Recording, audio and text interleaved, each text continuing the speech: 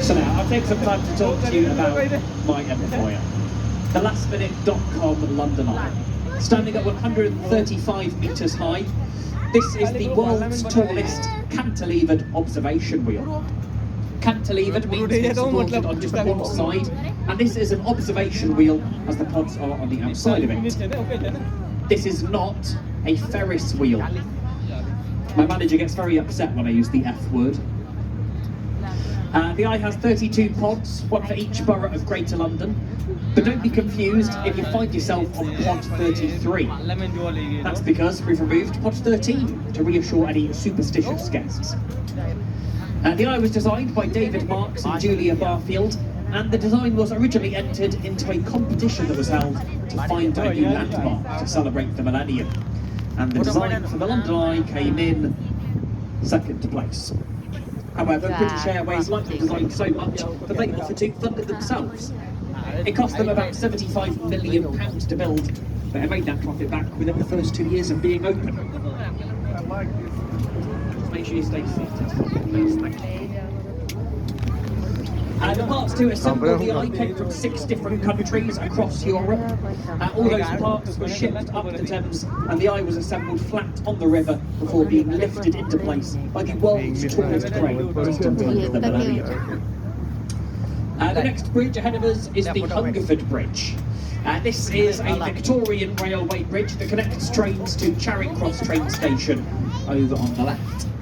There has been a train station there for about 150 years. The building above it is much newer. Designed in the 1980s by Terry Farrell, he wanted that building to look like a steam train coming out of a tunnel with smoke billowing around it. If you can see that, well done. I just see a big toaster. What do I know? On either side of the railway, you've got the Golden Jubilee footbridges. Hello! These were added in 2002, which was the year of our late Queen's Golden Jubilee. 50 years on the throne.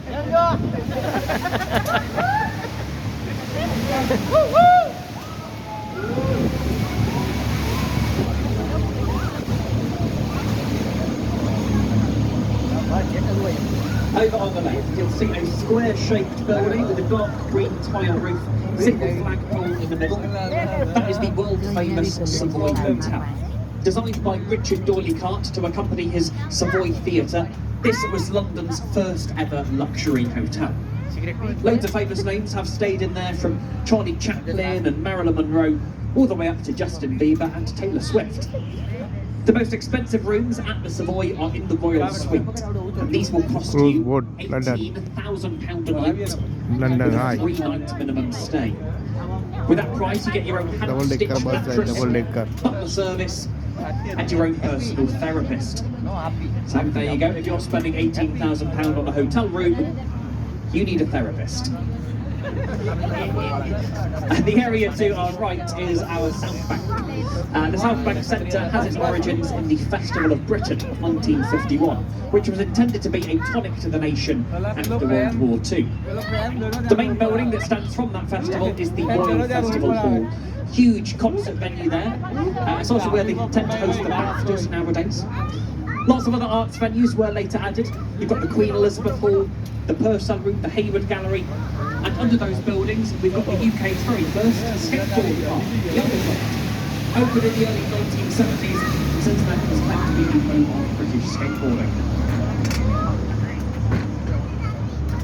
This building to our right with the electronic screen above it is our Royal National Theatre. Like many buildings on the South Bank, it was built in the brutalist style of architecture. King Charles once described that building as looking like a nuclear power station. I don't think he's a massive fan of brutalism. I must admit I am rather fond of it. Despite its arguably rather ugly exterior, inside it you'll find 3 beautiful theatres. And you can see loads of award-winning shows there, often before they get a West End or Broadway transfer, and usually at a much cheaper price. So it's always a great bargain for any fans of theatre. London Eye. Just make sure he's sat down. I just don't want to leave him over the edge like that. It's not safe for him. Thank you. A little further ahead, you'll see a red brick building, which, as you might be able to guess, was once owned by the company OXO, the company that makes stock cubes that are still very popular in Britain today. If you look at the tower atop the building, you might think it spells out the company's name, OXO. However, I have to tell you that is technically not true. In the 1930s, when the tower was built, skyline advertising was illegal, and OXO were taken to court for building the